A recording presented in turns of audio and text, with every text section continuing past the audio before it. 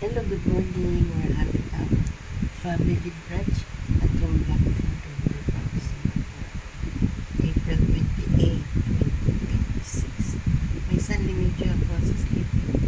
Sleeping for the signature of Bible. They can do in his 74 years of Singaporean retirement. Sunshine is there.